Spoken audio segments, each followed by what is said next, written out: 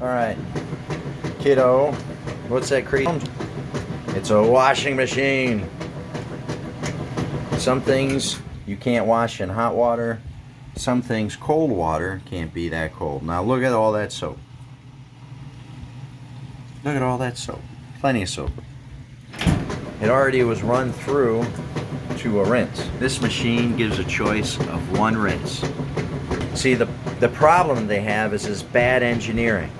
And the bad engineering is people who make washing machines don't actually make the time and effort to go speak with people that are in the business of cleaning things.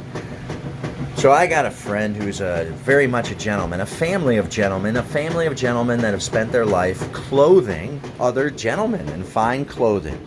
And they'll clean and they'll wash. I shouldn't move around at my friend's house. How's that? They'll clean and they'll wash clothes. And what they've learned through the generations and the decades and decades and decades of years is that the wash is in the rinse.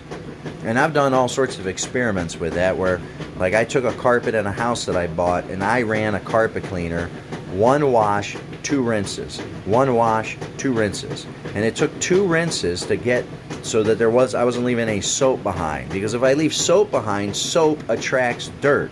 Soap will make it dirty. So I don't want to leave that thing behind.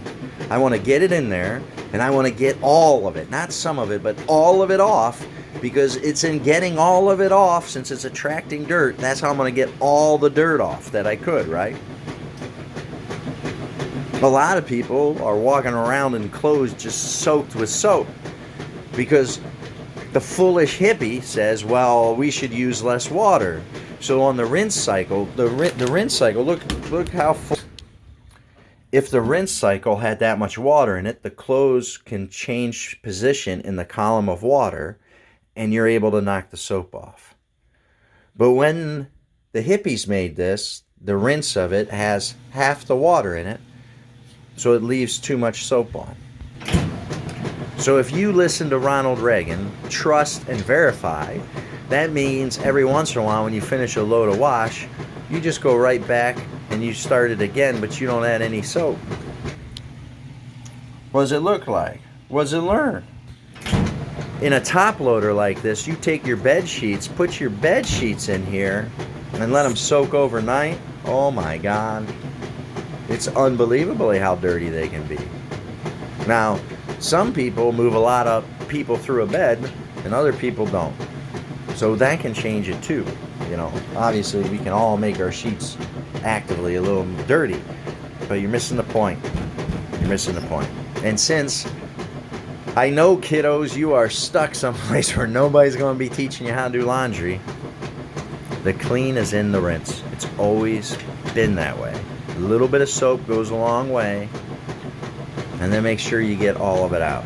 So the question should be, how clean are you trying to get it?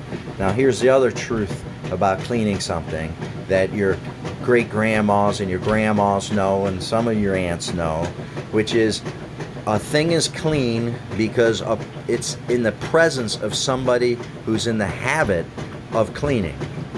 What do you mean by that? Well, I like the habit of cleaning because I work on really long, big projects, so I have to go a lot of time with delayed gratification. So I like incorporating into my life the wisdom of Mother Teresa, which is, there are no great acts of charity, there are just small acts of charity that I could be doing every day. And if I did these small acts of charity every day, who knows, it might just be the example needed so more people around me could actually participate in something that's healthy for them to do.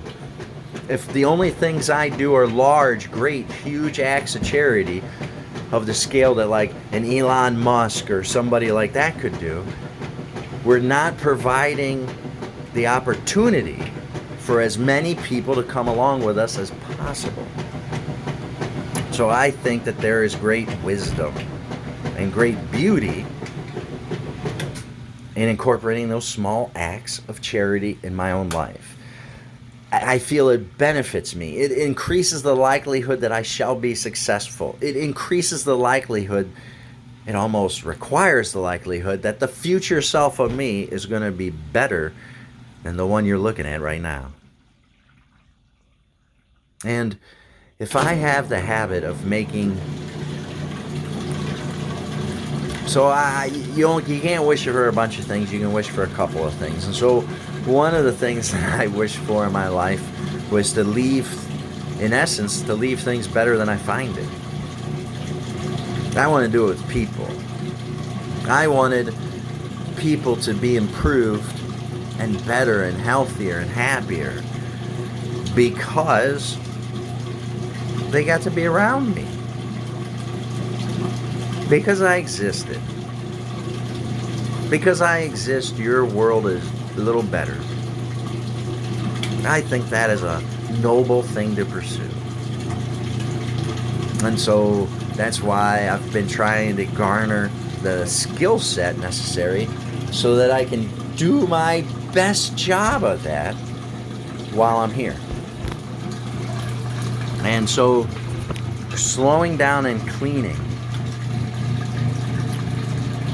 Win McCoy's bride, Rebecca McCoy, was improved vastly because she would read a book and then she would just make time to be present with her feelings and thoughts as she cleaned a thing. She's masterful at it. Masterful. There you go. How's that for a short one? I miss you. I know you're loved. I miss you. Finish that idea. Now the next idea. Know you're loved.